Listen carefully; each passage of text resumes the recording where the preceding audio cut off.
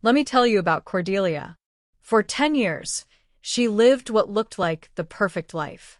A loving husband named Mike, a successful career, a beautiful home in Shreveport. She was the friend everyone could count on, the wife who never forgot anniversaries, the professional who always delivered. She had built her life brick by brick, decision by decision, into something solid and safe. But here's the thing about perfect lives. Sometimes they're so perfect, you forget to ask yourself if you're truly happy. It was a Tuesday morning when Cordelia boarded that flight to New Orleans. Just another work conference, just another few days away from home. Mike had kissed her goodbye at the door, told her he loved her, reminded her to text when she landed. She'd smiled, promised she would, and felt nothing. Not love, not warmth, just the comfortable numbness of routine. She settled into her window seat, pulled out her laptop, ready to review her presentation one more time. Across the aisle sat a woman with auburn hair and the most striking green eyes Cordelia had ever seen. Their eyes met briefly. A polite smile. Nothing more. Just two strangers on a plane. Then the turbulence hit. It came out of nowhere, violent and terrifying. The plane dropped what felt like 1,000 feet. Overhead bins rattled. Someone screamed. And in that moment when Cordelia thought she might die, she reached out blindly and grabbed the hand of the woman across the aisle. The woman, Skylar, she'd learn later, held on tight. Their eyes locked, and in that shared terror, something passed between them. Something electric. Something that made Cordelia's heart race even after the plane steadied and the pilot's calm voice assured everyone they were fine. "Thank you," Skylar said softly, not letting go immediately. "I'm terrified of flying." "Me too," Cordelia lied. She wasn't afraid of flying, but she was suddenly afraid of whatever this feeling was. They talked for the rest of the flight. Just small talk at first, work, weather, the conference they were both attending. Skylar was in advertising, sharp and funny with a laugh that made Cordelia forget about the spreadsheets on her laptop. By the time they landed, they'd exchanged names, discovered they were staying at the same hotel, and made plans to grab a drink that evening. It was innocent. That's what Cordelia told herself as she unpacked in her hotel room, as she texted Mike that she'd arrived safely, as she changed outfits 3 times before heading down to the bar. Just networking. Just making a friend. But when she saw Skylar waiting at a corner table, wearing a black dress that made those green eyes impossible to ignore, Cordelia knew she was lying to herself. They talked for hours. Not about work, about real things. Dreams they'd given up on, places they wanted to travel, books that changed them, music that moved them. Skylar had a way of looking at Cordelia that made her feel seen in a way she hadn't felt in years. Really seen. Not as Mike's wife or someone's employee, but as herself. "You have a beautiful smile," Skylar said suddenly, her voice low and intimate. "You should use it more often." Cordelia felt heat rise to her cheeks. "I smile plenty." "No." Skylar leaned closer. "You smile politely. This is different. This is real." The air between them felt charged.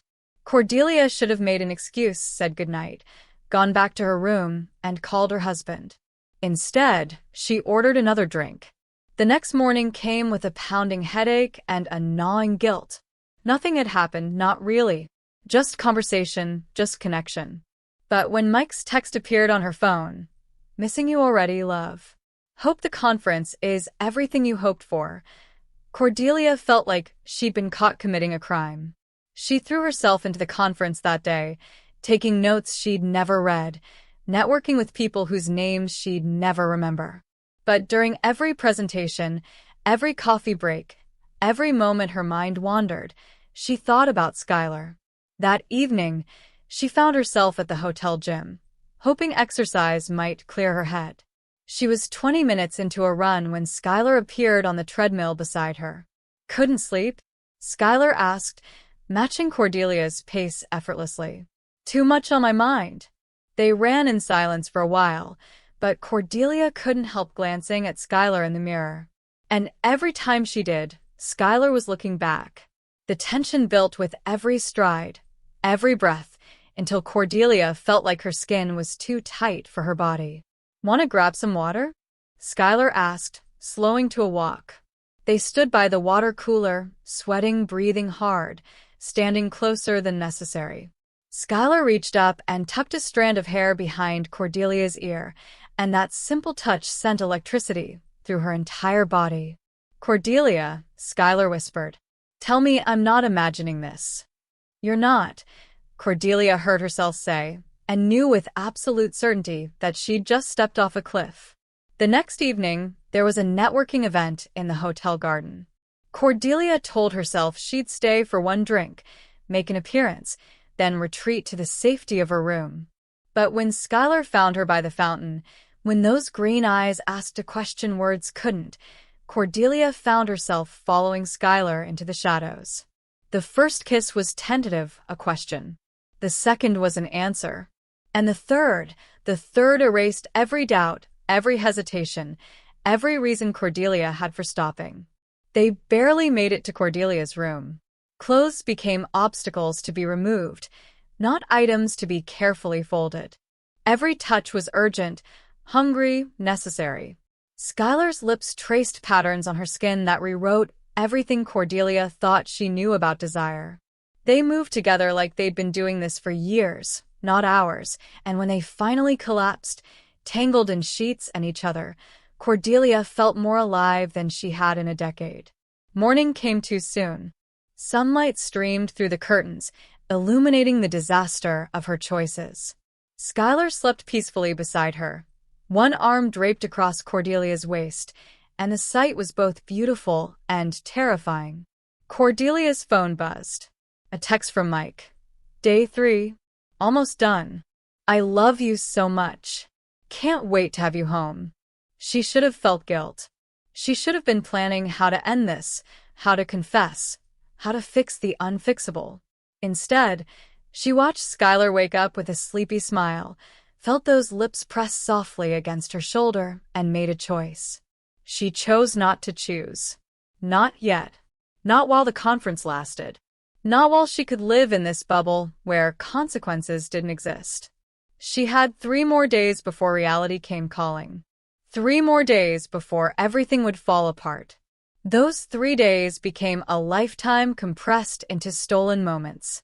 Cordelia learned how to lie with her whole body. How to smile at conference attendees while Skylar's hand brushed against hers in passing. How to deliver presentations with professional poise while wearing the evidence of last night's passion hidden beneath her blazer. How to text Mike, "Miss you too," while Skylar traced lazy circles on her thigh under the restaurant table. She became an expert at compartmentalization. Mike existed in one box, safe, predictable, comfortable. Skylar existed in another, dangerous, electric, alive. And Cordelia? She lived in the space between, never fully present in either world. During a particularly boring keynote address, Cordelia's phone buzzed. Mike had sent a photo of their dog sleeping on her side of the bed. "He misses his mom." The text read, followed by 3 heart emojis. Cordelia felt her chest tighten. She typed back, "Give him a kiss for me," and hit send. Across the conference room, Skylar caught her eye and mouthed, "You okay?" Cordelia nodded, forced a smile, and wondered how long a person could survive being split in 2. On the last night of the conference, they lay tangled together in Cordelia's bed, neither willing to acknowledge that tomorrow meant goodbye.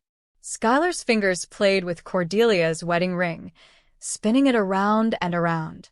"Tell me about him," Skylar said quietly. "Mike? He's good. Kind. He remembers my coffee order and texts me cat videos when I'm stressed. He's everything a husband should be. But nothing. That's the problem." Cordelia stared at the ceiling. "There's no but. He hasn't done anything wrong. I'm just the problem is me." Skylar propped herself up on one elbow, those green eyes searching Cordelia's face. "What are we doing after this? After tomorrow?" "I don't know." "I do." Skylar's voice was soft but certain. We exchange numbers. We call each other. We figure this out because what we have, this doesn't just happen, Cordelia. This is rare. They exchanged numbers. They made promises. They held each other until dawn, and when Cordelia finally boarded her flight home, she felt like she was leaving part of herself behind. Shreveport felt different when she returned. The house looked smaller, the walls closer together.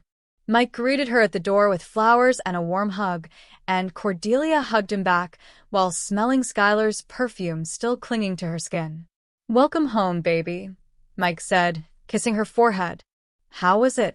"Productive," Cordelia lied, and added another brick to the wall she was building between them. That night, lying beside Mike in their marriage bed, Cordelia couldn't sleep. She slipped out to the living room, opened her laptop, and found a message from Skylar already waiting. "I miss you already." Is that crazy? It was crazy. All of it was crazy. But Cordelia typed back, "I miss you too." And just like that, the affair didn't end. It evolved. They texted constantly, good morning messages, random thoughts throughout the day, good night wishes that turned into late-night video calls. Cordelia became a master of deception, taking calls from the bathroom, deleting message threads, keeping her phone face down at all times. Mike noticed something was different. "You seem happy," he said one evening over dinner. "Really happy." The conference must have been inspiring.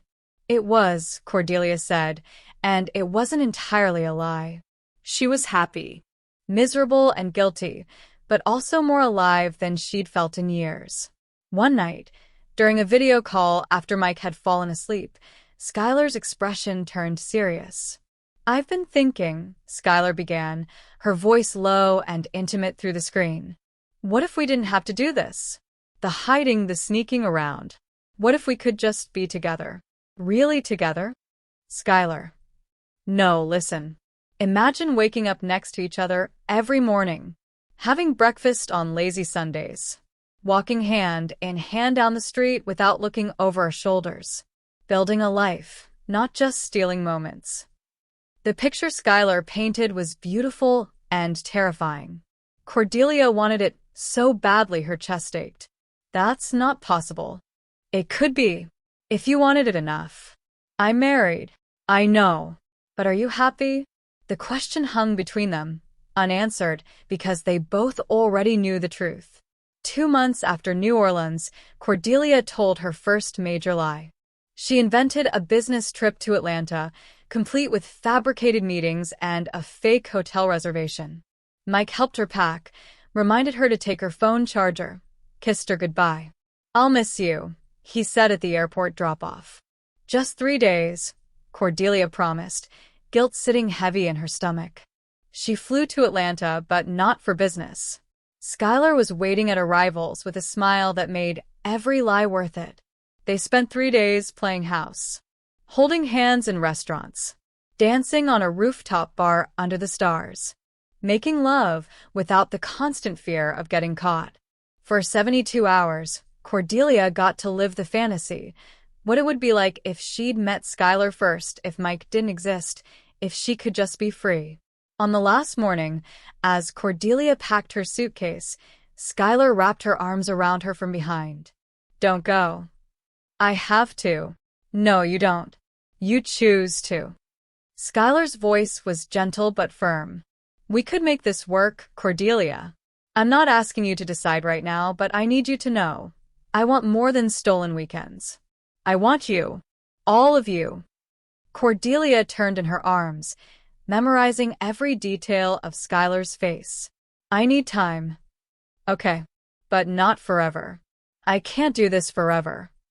As Cordelia left for the airport, she didn't notice that her wedding ring had slipped off while showering and rolled under Skylar's bathroom sink. She didn't know that Skylar would find it 2 days later, carefully cleaning it, placing it in a small velvet pouch with a handwritten note.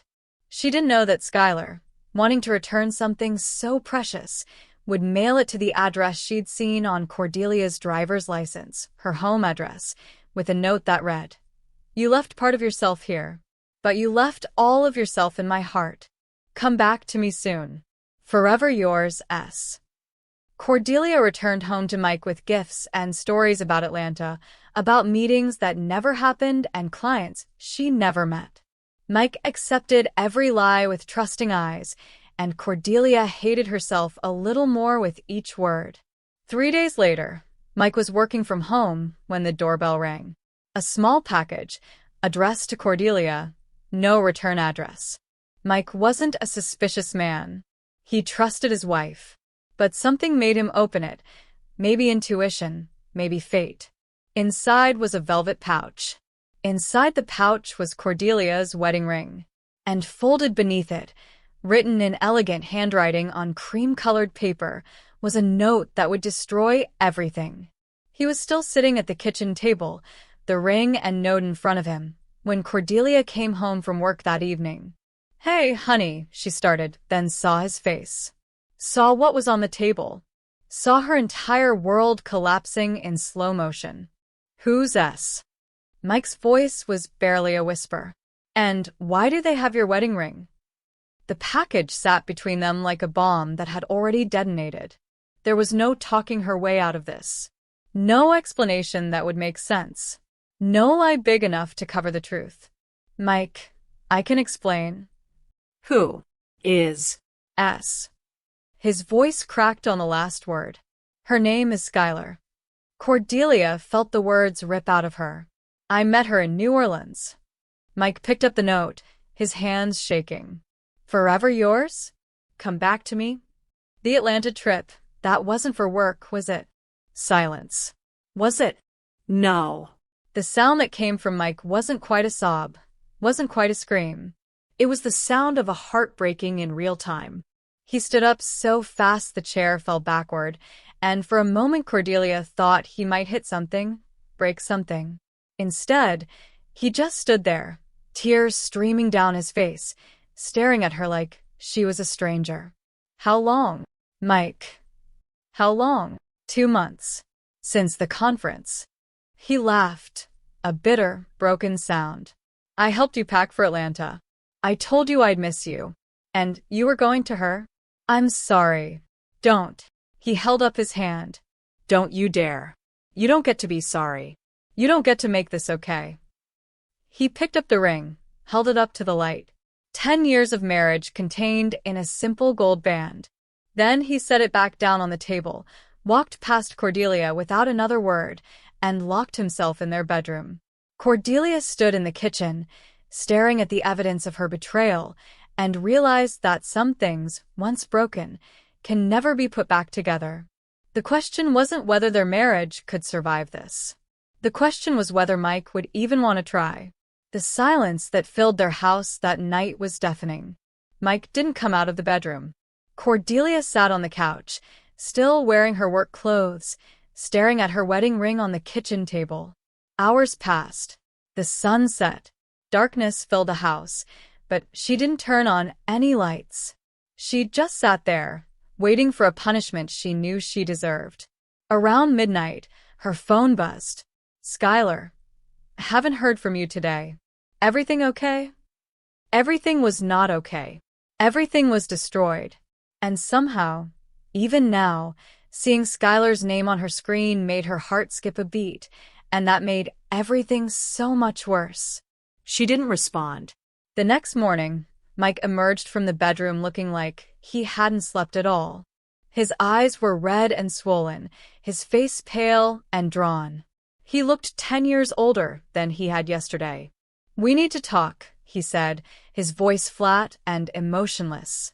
They sat at opposite ends of the couch, the same couch where they'd spent countless evenings watching movies, where he'd proposed on their 3rd anniversary, where they'd planned their future. Now it felt like an ocean between them. "I need to understand," Mike began, and Cordelia could hear how much the words cost him. "Was it something I did? Something I didn't do? Did I fail you somehow?" No. Cordelia's voice broke. "Mike, no. You've been perfect. This isn't about you." "Then what?"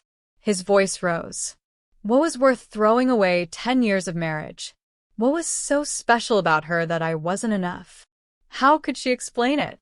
That it wasn't about Mike being not enough. It was about her feeling like she wasn't enough.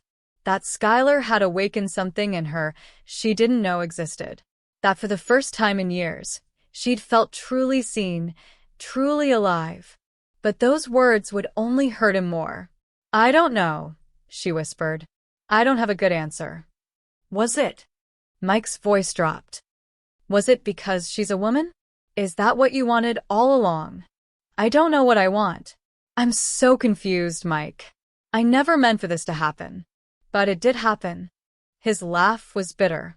And you kept it happening. The Atlanta trip wasn't a mistake, it was a choice. Every lie, every text, every time you came home and pretended everything was fine, those were all choices. He was right. God, he was so right. Are you in love with her? The question hung in the air between them. Cordelia opened her mouth, closed it, opened it again. I don't know. That's not a no. Mike, do you love me? Yes. That answer came immediately, automatically, and she meant it. She did love him. Just not enough to have stopped this. Mike stood up abruptly. I can't do this right now. I'm going to stay at my brother's for a few days. I need space to think. Okay. And Cordelia? He paused at the door. You need to figure out what you want. Because I can't live in limbo. Either you're committed to fixing this marriage or you're not. But I need to know. He left, taking a small suitcase and leaving Cordelia alone with the wreckage of their life. Within an hour, Skylar was calling. Cordelia had been ignoring her messages for 2 days, and Skylar was worried. Talk to me, Skylar pleaded when Cordelia finally answered. What's going on? He knows. Mike knows everything. Silence on the other end. Then how? The ring. You sent my ring home. Oh God. Cordelia, I'm so sorry. I didn't think. I just wanted to return it safely. I didn't mean to. I know. What happens now?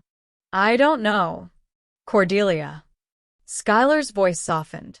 Maybe this is a sign. Maybe this is the universe telling you it's time to stop hiding.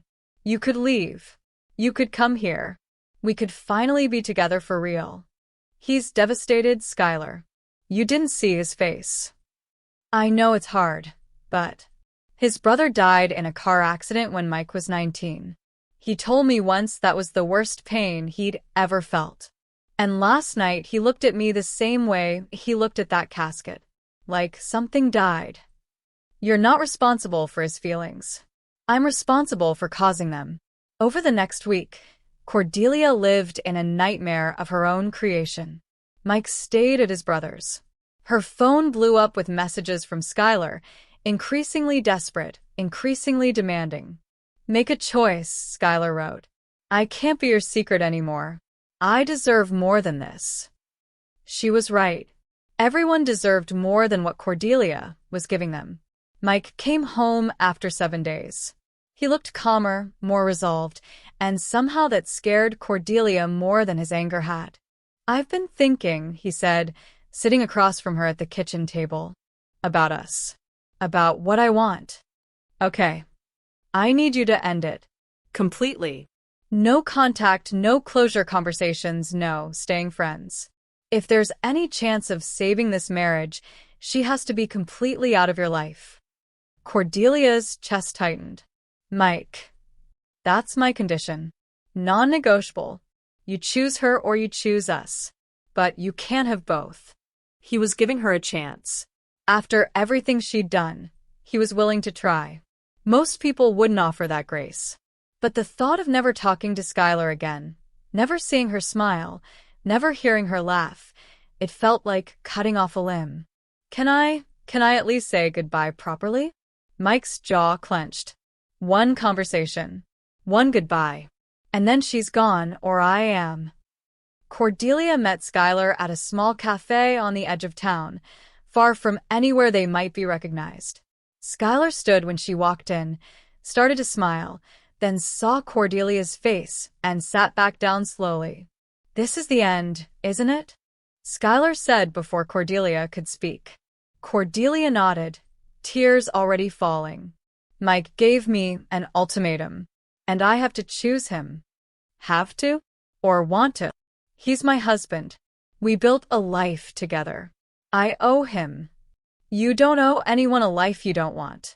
Skylar reached across the table, but didn't touch her. Cordelia, I'm not asking you to choose me out of obligation. But if you choose him out of guilt, you'll regret it. You'll wonder what if for the rest of your life. Maybe. But at least I'll know I tried to fix what I broke. You can't fix something that was already broken. You told me yourself you weren't happy. Long before you met me, you weren't happy. That doesn't mean Mike deserves this. Skylar leaned back, her green eyes bright with unshed tears. And I do? I deserve to be the secret you're ashamed of? The mistake you're correcting? You're not a mistake. Then why does this feel like you're apologizing for me? They sat in painful silence. Everything Skylar said was true. Everything Mike said was true. Everyone was right except Cordelia, who had created this impossible situation. I'm sorry, Cordelia whispered. For all of it. You deserved someone who could love you openly. And Mike deserved a wife who could be faithful. I failed you both. Skylar stood up, and Cordelia thought she might leave without another word. Instead, she bent down, kissed Cordelia's forehead gently, and whispered, I hope you find whatever it is you're looking for. I really do. Then she walked away, and Cordelia let her go. She returned home with red eyes and a heavy heart, ready to fight for her marriage, ready to prove to Mike that she chose him, that she meant it, that they could rebuild. Mike was sitting on the porch when she pulled into the driveway. Something about his posture made her stomach drop. I ended it, she said, walking up the steps. It's over. She's gone. I chose us, Mike. I chose you. Mike looked up at her, and his expression wasn't relief or happiness. It was sadness mixed with something that looked almost like pity. Sit down, Cordelia. She sat. While you were gone, I did some thinking too, he began slowly. And I realized something.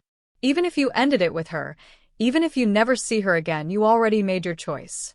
You made it in New Orleans. You made it every day for 2 months. You made it when you lied about Atlanta. But I'm here now. I'm choosing you now. Because I gave you an ultimatum. Not because you wanted to. He took a deep breath. Here's what I realized while staying at my brother's place. You want to know what I was doing for those 7 days? Cordelia nodded, afraid to speak. I was meeting with lawyers, looking at our finances, figuring out how to separate our lives. He pulled out a manila folder from beside him. I've already filed for divorce, Cordelia. I filed 3 days ago. The world tilted. What? But you said you gave me a chance to fix this. I gave you a choice to see what you'd do. I needed to know if you'd choose me without being forced. But even watching you say goodbye to her, I could see it. You love her. Maybe you love me too, but not enough. Not the way a marriage needs. Mike, please. I've spent 10 years being enough for you. I don't want to spend the next 10 wondering if I still am. Wondering when you'll meet someone else who makes you feel alive again. Wondering if every business trip is real. I would never. You already did. His voice was gentle but final. You broke something, Cordelia. You broke trust. And I've realized over the past week that I can unbreak it. Every time you'd be late from work, every time your phone buzzed, every time you'd smile at something on your screen, I'd wonder. I'd doubt. I'd question. That's no way to live. Tears streamed down Cordelia's face. So, that's it? 10 years gone. You ended our marriage the moment you kissed her. I'm just making it official. He stood up, handed her the folder, and walked toward his car. Mike, wait. He turned back, and for a moment, she saw a flash of the man who'd loved her for a decade. For what it's worth, I really did love you. All of you. Exactly as you were. I'm sorry that wasn't enough. Then he drove away, leaving Cordelia alone on the porch with divorce papers in her hand and the full weight of her choices crushing down on her. 6 months later, Cordelia sat in her new apartment, smaller, emptier, lonelier than the house she'd lost. The divorce had been finalized last month. Mike had been fair about everything, splitting assets down the middle, even letting her keep the dog. His kindness had somehow made it worse. She hadn't spoken to Skylar since that day in the cafe. She'd thought about reaching out 1,000 times. But what would she say? I destroyed my marriage for you, but then chose him anyway, but he left me regardless, so want to try again? It was too late. Too broken. She'd learned some hard truths over these 6 months of solitude. The affair hadn't been about Skylar. Not really. Skylar had just been a mirror reflecting back all the ways Cordelia had been hiding from herself. She'd spent 10 years being the perfect wife, the dependable friend, the successful professional, and somewhere along the way, she'd forgotten to figure out who Cordelia actually was. She'd been unhappy long before New Orleans. But instead of being honest with Mike, with herself, she'd looked for an escape. And when that escape appeared in the form of a beautiful woman with green eyes, she'd taken it without thinking about the cost. Mike had been right about everything. She hadn't chosen him. She'd tried to choose the path of least resistance. She hadn't been brave enough to leave honestly, but she'd been selfish enough to cheat.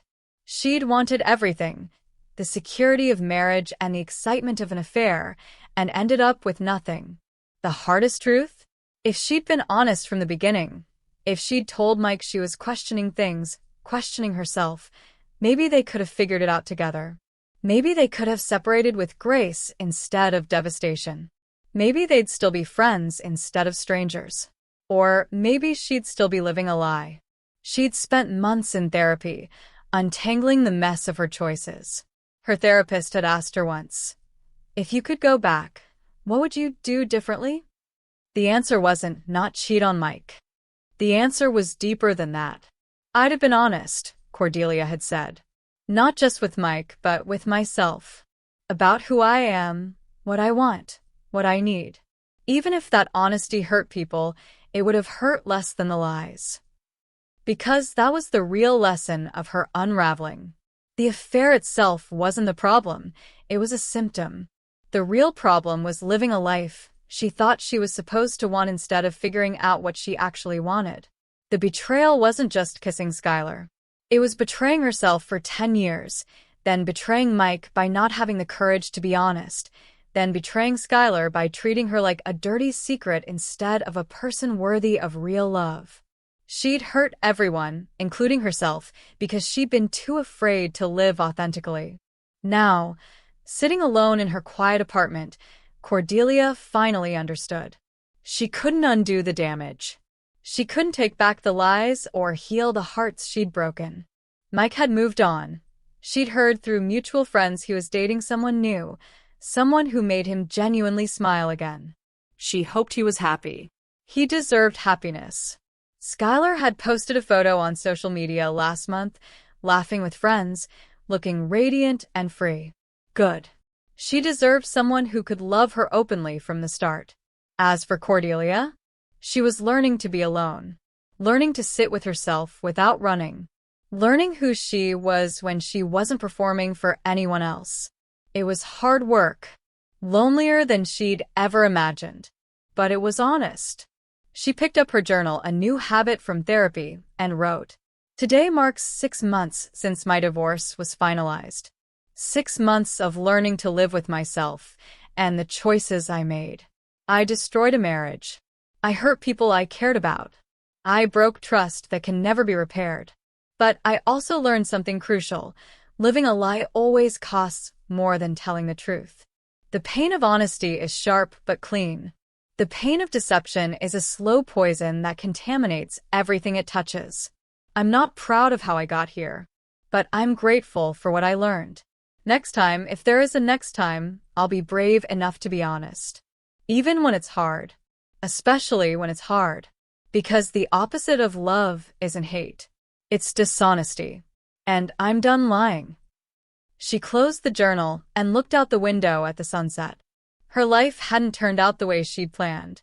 She'd lost everything she thought defined her. But for the first time in years, she knew exactly who she was.